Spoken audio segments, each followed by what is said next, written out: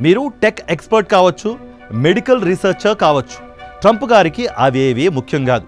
కేవలం డబ్బు మాత్రమే ముఖ్యం. ఇక EB-5 స్కీమ్లో కనీసం 10 ఉద్యోగాలు సృష్టించాలి అనే నిబంధన ఉండేది. కానీ ఈ కొత్త గోల్డ్ కార్డ్ స్కీమ్లో ఆ నిబంధన స్పష్టంగా లేకపోవడం ఆందోళన కలిగించే విషయం. ఎందుకంటే ఇప్పటి వరకు భారతీయ పెట్టుబడిదారులు నేరుగా ఉద్యోగాలకు, వ్యాపార అభివృద్ధికి సహాయపడేవారు. కానీ ఇప్పుడు కేవలం డబ్బును తీసుకుని అమెరికా రెడ్ కార్పెట్ పరుస్తోంది అన్నమాట. మరోవైపు EB-5 ద్వారా గ్రీన్ కార్డ్కు అప్లై చేసుకున్న సంఖ్య ఇప్పటికీ వేలల్లోనే ఉంది.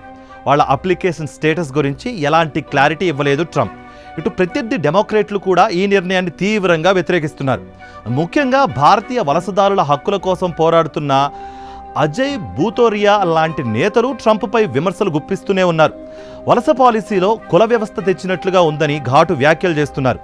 మెరిట్ ఆధారంగా వ్యవస్థ ఉండాలి, కానీ డబ్బులతో సిస్టమ్ను నడపాలనుకోవడంపై అన్ని వైపుల నుంచి తీవ్ర వ్యతిరేకత వ్యక్తమవుతోంది.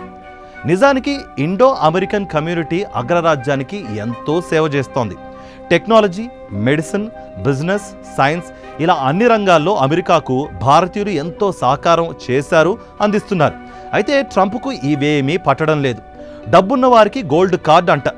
ఇదంతా చూస్తుంటే ఒకటి మాత్రం క్లియర్ కట్గా అర్థమైపోతుంది.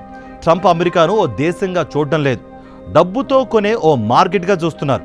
అవును, టాలెంట్ లేకుండా డబ్బుంటే చాలు, స్కిల్ ఎడ్యుకేషన్, హార్డ్ వర్క్ ఇవి ట్రంప్ పాలసీలో ఎక్కడా లేవు. ఇది వలసదారుల కలలను రహదారుల మీద తుడిచివేసే కొత్త రాజకీయ వ్యూహం కానుందట. మరి ఈ కథ ఇంకెక్కడికి వెళుతుంది? అమెరికా సమర్థుల వలస పాలన నుంచి సంపన్నుల వలస పాలన వైపు వెళుతుందా? భారతీయులు ఈ కొత్త గోల్డ్ కార్డ్ స్కీమ్ ఏ విధంగా సంపాదిస్తారు? ఇది గ్రీన్ కార్డ్ కలను కాల్చి బూడిద చేయడం కాదా? ఇక డబ్బున్న వారికే ప్రత్యేక హక్కులను అందించే ట్రంప్ కొత్త స్కీమ్పై మీరేమంటారు?